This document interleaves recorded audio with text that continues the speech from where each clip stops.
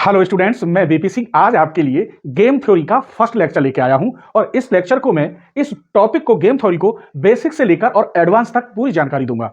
तो आज game theory में हम बेसिक से लेकर नासा इक्विलिब्रियम के अकॉर्डिंग 2 या 3 क्वेश्चन तक पहुंचेंगे। तो सबसे पहले हमें समझना होगा कि आखिर गेम थ्योरी होती क्या है। तो गेम थ्योरी 2 पर्सन या 2 खिलाड़ी या 2 बिजनेसमैन के बीच की कहानी होती है। इसमें स्ट्रेटजी अपनाई जाती है, एक रणनीति अपनाई जाती है कि किस प्रकार हमें प्रॉफिट हो, किस प्रकार हम ज्यादा अंक लेके जाएं, ज्यादा पैसा कमाएं। अपनी अपनी यहां रणनीति अपनाते हैं। तो उसके लिए भी यहां कुछ रूल्स और रेगुलेशन हैं, जिसके लिए मैंने यहां लगभग 6 एजम्पशन बनाए हैं, उनको यहां फॉलो करते हैं खिलाड़ी। ये रणनीति जो मैंने बनाई है 6, इनकी हिंदी भी लिखी है। अगर आपको ये रणनीति आती है तो गेम थ्योरी या नासा इक्विलिब्रियम के क्वेश्चन में कोई प्रॉब्लम नहीं होगी। तो चलिए पहले हम देखते हैं कि छोटी सी एक लाइन की डेफिनेशन आखिर गेम थ्योरी की होती क्या है। It deals with strategy design making in business political and social. आगे और भी हो ईटीसी, बस यहीं तक लिख दिया है मैंने। इसका मतलब है इट्स, यह बिजनेस व्यवसाय, पॉलिटिकल राजनीति और सामाजिक क्षेत्र में, सोशल मीन्स सामाजिक, सामाजिक क्षेत्र में स्ट्रेटेजी कहते हैं रणनीति। स्ट्रेटेजी कहते हैं रणनीति बनाना, ध्यान रखना। रणनीति डिजाइन बनाने से संबंधित होगी ये कहानी। कहने का मतलब जो गेम थ्योरी है, बिजनेस में या पॉलिटिकल में या किसी सामाजिक क्षेत्र में कोई रणनीति साझा करने की क्रिया है, जिसे हम क्या कहेंगे, गेम थ्योरी कहेंगे। आइए इसके हमने 5-6 रूल्स लिखे हैं, एजम्पशन या मान्यताएं, क्या क्या होता है जब हम गेम खेलते हैं तब। तो पहली कंडीशन है फाइनाइट नंबर ऑफ प्लेयर्स। इसका मतलब है जो प्लेयर्स हैं उनकी संख्या निश्चित होती है, डेफिनेट होती है। खिलाड़ियों की संख्या हमें मालूम होती है, 2 खिलाड़ी कम से कम यहां होते हैं। आइए, यह है conflict of interest. Conflict of interest का मतलब होता है कि ऐसी स्थिति जिसमें निर्णय उसकी व्यक्तिगत रुचि से प्रभावित हो। इसका मतलब है उसको खुद ऐसा निर्णय लेना है जिससे उसे बेनिफिट हो। क्लियर। आइए, तीसरी रणनीति है each player have finite course of action. इसका मतलब है प्रत्येक खिलाड़ी के पास कार्रवाई की एक सीमित प्रक्रिया होती है। प्रत्येक खिलाड़ी के पास जो खेलने की प्रक्रिया होती है वो एक सीमित होती है। उसके लिए बताया जाता है कि कहां से कहां तक तुम्हें कितना काम करना है। ठीक है। आइए अगला है चौथा, each player know the outcome but does not know which strategy to be choose. इसका मतलब है प्रत्येक खिलाड़ी परिणाम जानता है कि क्या होगा, लेकिन यह नहीं जानता कौन सी रणनीति चुननी है। खिलाड़ी जानता तो है, प्रत्येक खिलाड़ी परिणाम को जानता है कि यहां जीत होगी, लेकिन कौन सी रणनीति अपनानी है जिस आधार पर उसकी बेस्ट जीत हो, क्या हो, बेस्ट हो उसकी। ठीक है। अगला टॉपिक है पे of fixed and determined in advance. इसका मतलब है भुगतान पहले से तय और निर्धारित होता है। इसमें जो पैसे की बेनिफिट की बात आती है वहां पहले से ही तय होता है कि आपको यहां इस काम करने से 5 लाख का प्रॉफिट होगा, ये काम नहीं करेंगे तो 2 लाख का लॉस होगा। उसमें बाद में नहीं, पहले से ही पे की जो है इस कंडीशन है वो पहले से ही क्या होती है, क्लियर हो जाती है। ठीक है।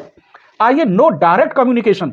लेकिन खिलाड़ियों में आपस में सीधा संवाद नहीं होता है, वो बस चांस देखते हैं। जैसे जब बॉलिंग करता है तो बैटिंग वाला उससे ये नहीं कहता कि तू बॉलिंग कैसी करेगा, वो बस ये देखता है कि ये बॉलिंग करे और मैं बाउंड्री से बाहर पहुंचाऊं। क्लियर। तो ये कम से कम आपको ये 5-6 टॉपिक हैं, ये विद हिंदी के, इनके बारे में पूरी जानकारी होनी चाहिए। आइए अब हम आपको क्लासिफिकेशन गेम के बारे में बताते हैं। ठीक है। तो चलिए, क्लासिफिकेशन ऑफ गेम में 3 गेम है। आज हम पहले गेम के बारे में जानकारी देंगे, पे ऑफ मैट्रिक्स ऑफ 2 पर्सन और 2 स्ट्रेटेजी।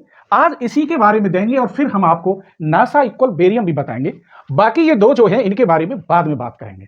तो चलिए, अब हमने एक टेबल बना ली है, पे of matrix of 2 person of 2 strategy. यहां ये ए है प्लेयर और यहां ये बी प्लेयर है। ए के पास ये 2 चांस हैं, A1 और A2, और बी के पास भी 2 हैं, B1 और B2। ये ध्यान रखना, ये जो पहले नंबर हैं ये A1 A2 के हैं और दूसरे वाले जो नंबर हैं B1 और B2 के हैं। अब मैं इसे सिर्फ पढ़ने की क्रिया बता रहा हूं कि कैसे आप इसको समझेंगे, तब आगे सॉल्व करेंगे। यदि A1 चूज करता है और B B1 चूज करता है, A1 चूज करता है और B B1 चूज करता है, तो यहां दोनों को 6-6 लाख रुपए की प्रॉफिट होती है। क्लियर। फिर समझ लीजिए, A1 चूज करे, B B1 चूज करे, तो यहां पर दोनों को 6-6 लाख रुपए की प्रॉफिट होती है। क्लियर? अब यदि ए तो A1 चूज करे, A1 ही चूज करे और B2 चूज करे, यहां B2 है, B2 चूज करे, तब A1 को तो 6 लाख रुपए की ही प्रॉफिट होती है, लेकिन B2 को केवल 3 लाख की प्रॉफिट होती है। किसी कंपनी के बारे में बात कर रहे हैं, तो यहां इसको कितने की होती है? 6 की, और इसको 3 लाख की।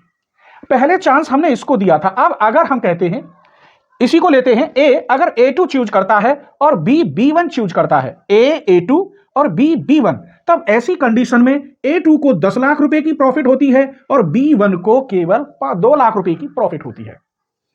क्लियर? आगे फिर अगर A2 चूज करता है और B2 चूज करता है, तब दोनों को 4-4 लाख रुपए की प्रॉफिट होती है। इस प्रकार हम क्वेश्चन को पढ़ेंगे, समझेंगे। क्लियर? ये एक मैंने क्वेश्चन का रूप बताया है कि कोई भी क्वेश्चन हो, कब? जब 2 पर्सन और 2 स्ट्रेटेजी हो। स्ट्रेटेजी का मतलब तो आप जानते होंगे, रणनीति। हमें ऐसी रणनीति अपनानी है कि कब हमको ज्यादा मिले, ज्यादा प्रॉफिट हो, और वो जो 5-6 रूल मैंने बताए थे वो आप पर बहुत अच्छी तरह आने चाहिए। ठीक है, चलिए, तो इसके मैंने 2 टाइप बनाए हैं। पहला है ऑप्टिमल स्ट्रेटेजी। ऑप्टिमल का मतलब है उपयुक्त, और स्ट्रेटेजी तो आप समझते हैं रणनीति या चाल। Under given circumstances strategy that maximize the utility.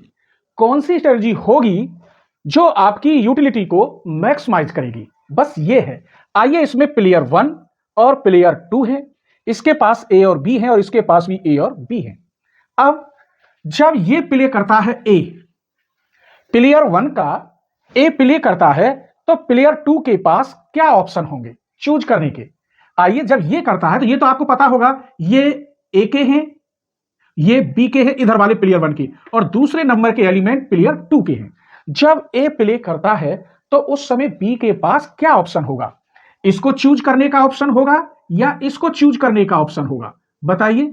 तो स्वाभाविक है वो इसको चूज करेगा। क्लियर? कब? जब प्लेयर 1 का A प्ले करता है, तब प्लेयर 2 के पास क्या ऑप्शन होगा? इसको चूज करने का या इसको? तो वो इसको चूज करेगा, बेस्ट मैक्सिमाइज देगा। यदि प्लेयर 1 का B प्ले करता है, तब प्लेयर 2 के पास क्या ऑप्शन होगा? ये 0 वाला ऑप्शन होगा या 1 वाला ऑप्शन होगा? स्वाभाविक है वो 1 को चूज करेगा, इसको चूज नहीं करेगा। क्लियर? तो पहली रणनीति हो गई। यदि प्लेयर 1 प्ले करता है, तो प्लेयर 2 के पास क्या क्या ऑप्शन होंगे? अच्छे नंबर लाने के लिए, या अच्छे पैसा कमाने के लिए, या अच्छे रन बनाने के लिए। क्लियर? अब प्लेयर 2 ये प्ले करेगा और प्लेयर 2 का एक खिलाड़ी प्ले करता है, प्लेयर 2 का एक खिलाड़ी प्ले करता है, तो प्लेयर 1 के पास क्या ऑप्शन होगा? ये वाला ऑप्शन होगा या ये वाला ऑप्शन होगा? स्वाभाविक है वो इसको चूज करेगा। क्लियर? जब इसको चूज करेगा, इसको वो नहीं करेगा। यदि प्लेयर 2 का B खिलाड़ी प्ले करता है, तब इसके पास क्या ऑप्शन होगा? इसको 0 को चूज करेगा या 1 को करेगा? तो 1 को चूज करेगा। तो उम्मीद करता हूं ये टेबल क्लियर समझ में आ गई होगी। आइए अब नई टेबल के साथ मिलते हैं। चलिए, तो डोमिनेट स्ट्रेटेजी का मतलब है जो भी रणनीतियां आप अपनाएं उन पर हावी हो जाएं, रणनीतियों पर हावी होना। देखिए क्या लिखा है, डोमिनेट स्ट्रेटेजी।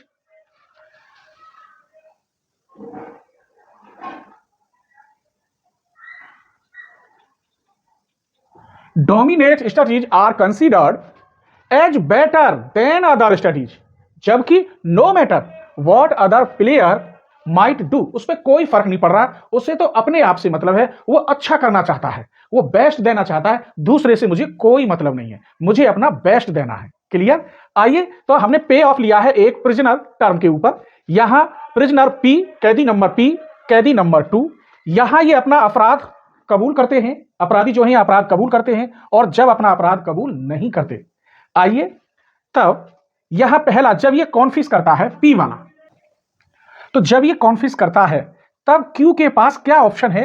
ये कॉन्फिस करे तब इसको सजा 4 साल की होती है, और अगर ये कॉन्फिस नहीं करे तो इसको सजा 8 साल की होती है। नेगेटिव सजा को दर्शा रहा है, तो ये किसको ज्यादा प्रीफरेंस देगा?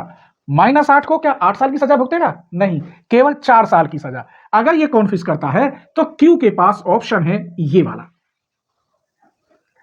अगर ये P कॉन्फिस नहीं करता, जब ये कॉन्फिस नहीं करता, तब इसके पास क्या चांस है? तब इसके पास क्या रणनीति है? उसको कॉन्फिस करेगा ये तो 1 साल की होगी सजा, और कॉन्फिस नहीं करेगा तो कै साल की होगी? 3 की। तो स्वाभाविक है वो इसको चूज करेगा, कॉन्फिस करेगा तो उसे 1 साल की सजा होगी। अब इसको हटा दिया, क्यू को बुला लिया। तू बता, जब क्यू कॉन्फिस करता है तो पी के पास क्या चांस रहेगा? क्या वो -4 साल की सजा भुगतेगा या -8 साल की सजा भुगतेगा? माइनस का मतलब है सजा। वो 4 साल की जब क्यू कॉन्फिस करता है तब पी के पास क्या ऑप्शन होगा? वो 4 साल की सजा रखेगा अपने लिए या 8 साल के लिए जेल में बंद होगा? तो स्वाभाविक है वो 4 साल के लिए जाना बेहतर समझेगा, 8 साल के लिए नहीं, केवल 4 साल के लिए जाना बेहतर समझेगा। यदि ये वाला क्यू डू नॉट कॉन्फिस, ये कॉन्फिस नहीं करता, तब पी के पास क्या ऑप्शन है? वो 3 साल की सजा भुगतना चाहेगा या 1 साल की? तो स्वाभाविक है वो 1 साल की सजा भुगतना चाहेगा। क्लियर? तो ये होता है डोमिनेट।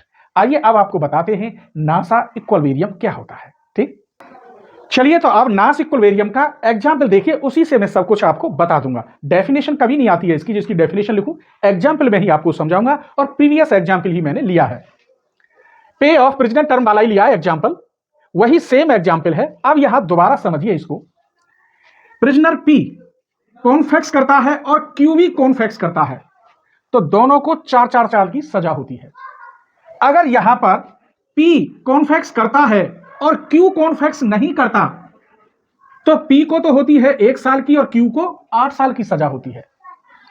अगर P कॉन्फेक्स नहीं करता जबकि Q कॉन्फेक्स करता है, तो यहां P को 8 साल की होती है और Q को 1 साल की। अगर दोनों ही मुकर जाते हैं, दोनों ही चोर अपनी अपनी बात से मुकर जाते हैं, तो पुलिस के पास कोई एविडेंस ही नहीं है किस आधार पर उन्हें जेल भेजे, तब उन दोनों को केवल 3-3 साल की सजा होती है। आइए अब हम देखते हैं बेस्ट स्ट्रेटजी क्या होगी इसकी। चलिए, जब P कॉन्फेक्स करता है, P क्या करता है? कॉन्फेक्स, तब ऐसी कंडीशन में Q के पास क्या ऑप्शन होगा कि वो कॉन्फेक्स करे या कॉन्फेक्स न करे। अगर कॉन्फेक्स नहीं करता है तो उसे 8 साल की सजा होती है, और कॉन्फेक्स करता है तो केवल 4 साल की सजा होती है। तो आप बताइए उसे कॉन्फेक्स करने में फायदा है, क्योंकि उसे केवल 4 साल की सजा होगी। पहला टॉपिक समझ गए। अगर P कॉन्फेक्स करता है तो Q के पास क्या ऑप्शन है? अब अगर P कॉन्फेक्स नहीं करता, तब इस Q के पास क्या ऑप्शन है?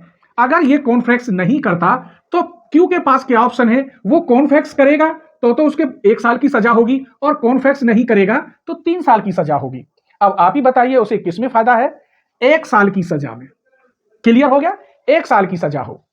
अब चलते हैं दूसरी तरफ, इससे तो हमारा काम हो गया। अब दूसरे वाले से पूछते हैं, यदि Q कॉन्फेक्स करे, Q कॉन्फेक्स करे, तब P के पास क्या ऑप्शन होगा? वो कॉन्फेक्स करेगा तो 4 साल की सजा, और नहीं करेगा तो 8 साल की सजा। इसका मतलब उसे कॉन्फेक्स करना चाहिए। 8 साल की सजा क्यों लेगा? दूसरा ऑप्शन, यदि Q कॉन्फेक्स नहीं करे, Q कॉन्फेक्स नहीं करे, तब P के पास क्या ऑप्शन होगा? Q कॉन्फेक्स नहीं करे ये वाला, तो P के पास क्या ऑप्शन होगा? कॉन्फेक्स नहीं करेगा तो 3 साल की सजा ये, और करेगा तो 1 साल की सजा। तो ये कॉन्फेक्स करेगा, वो क्यों लेगा 3 साल की सजा या 3 साल की सजा? वो तो 1 साल की सजा लेगा। अगर Q कॉन्फेक्स नहीं करता है तो P के पास ऑप्शन है कॉन्फेक्स करे या कॉन्फेक्स ना करे, तो वो कॉन्फेक्स करेगा क्योंकि उसे 1 साल की सजा होगी। अब यहां नहीं आएगा, वो करेगा ही नहीं क्योंकि उसे 1 साल की सजा चाहिए, 3 की नहीं। अब यहां नास इक्विलिब्रियम क्या होता है? हमने यहां क्या देखा, इन दोनों को बेस्ट क्या रहेगा? P और Q दोनों ही कॉन्फेक्स करें तब बेस्ट है, क्योंकि दोनों के पास सेम सेम है। यहां सेम नहीं आया, यहां भी सेम नहीं आया, केवल यहां सेम आया। तब नास इक्विलिब्रियम की डेफिनेशन, कॉन्फेक्स इज द बेस्ट, कॉन्फेक्स, दोनों का कॉन्फेक्स इज द बेस्ट नास इक्विलिब्रियम। तो मैं लिख देता हूं, convex is the best Nash equilibrium, अर्थात दैट इज कॉन्फेक्स टू कॉन्फेक्स। और आंसर हो गया इसका -4। तो ये क्वेश्चन कैसा लगा नाश इक्विलिब्रियम का, प्लीज कमेंट करके जरूर बताना। ठीक है, चलिए एक और क्वेश्चन देख लेते हैं। प्लेयर ए और प्लेयर बी है। क्लियर? अब यहां पर प्लेयर ए अगर ये पी प्ले करता है, क्या करता है, पी प्ले करता है, तो प्लेयर बी के पास क्या ऑप्शन है? वो इस 4 को चूज करेगा या 5 को चूज करेगा? बताइए, 4 को या 5 को? जब प्लेयर ए का पी प्ले करता है तब ऐसी कंडीशन में प्लेयर बी के पास क्या ऑप्शन होगा नंबर लेने का? तो वो इस नंबर को लेगा। क्लियर? 4 को नहीं लेगा, 5 को लेगा।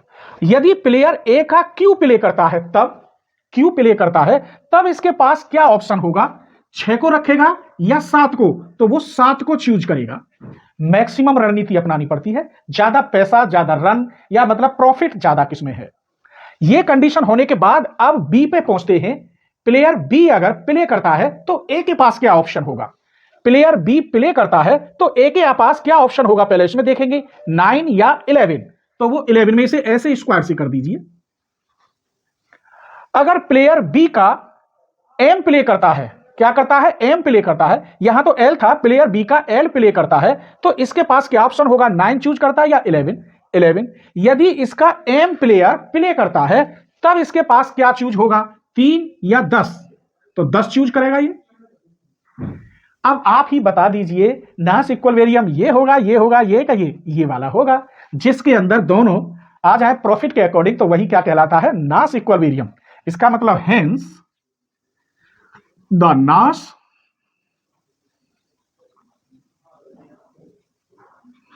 इज क्यू और एल का होगा, क्यू एल का, एंड द पे ऑफ